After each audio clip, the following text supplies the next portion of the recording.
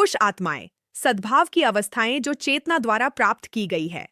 जब आत्मा विज्ञान खुश आत्माओं का वर्णन करता है तो वह विशेषाधिकार प्राप्त या दिव्य कृपा से पुरस्कृत प्राणियों का वर्णन नहीं करता, बल्कि उन चेतनाओं का वर्णन करता है जिन्होंने अपनी नैतिक और बौद्धिक विकास के प्राकृतिक परिणाम के रूप में आंतरिक सद्भाव प्राप्त किया है।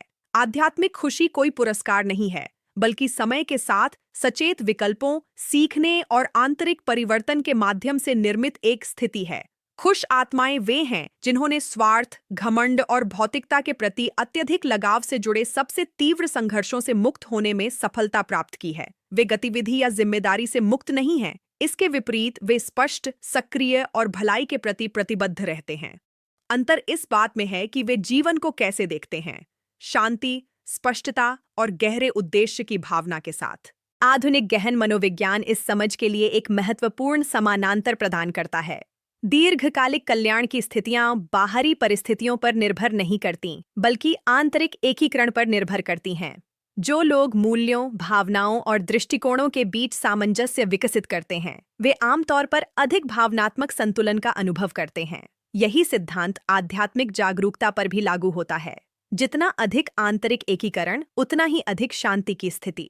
स्पिरिटिज्म सिखाता है कि ये आत्माएं निरपेक्ष अर्थ में परिपूर्ण नहीं हैं, लेकिन उन्होंने परिपक्वता का एक उच्च स्तर प्राप्त किया है। वे जीवन के नियमों को समझते हैं, अपने अतीत की जिम्मेदारियों को स्वीकार करते हैं और अपने चुनावों के प्राकृतिक परिणामों के खिलाफ विद्रोह नहीं करते। यह सचेत स्वीकृति अनावश्यक दुख को समाप्त करती है और वास्तविक खुशी की स्थितियों का अनुभव करने की अनुमति देती है। आधुनिक विज्ञान इस दृष्टिकोण को भी मजबूत करता है कि संतुलित प्रणाली कम ऊर्जा खर्च और कम आंतरिक तनाव के साथ काम करती है। भौतिकी में सामंजस्य में रहने वाली प्रणालियां स्थिरता की ओर झुकती हैं। जीव विज्ञान में संतुलन में रहने वाले जीव बेहतर कार्य करते हैं।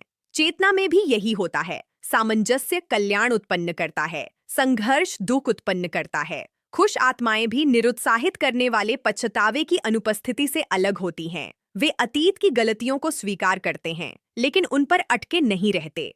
अनुभव को आत्मसात किया गया है, सीख को एकीकृत किया गया है और चेतना आगे बढ़ती है। अतीत में बंधे बिना सीखने की यह क्षमता आध्यात्मिक विकास के सबसे स्पष्ट संकेतों में से एक है।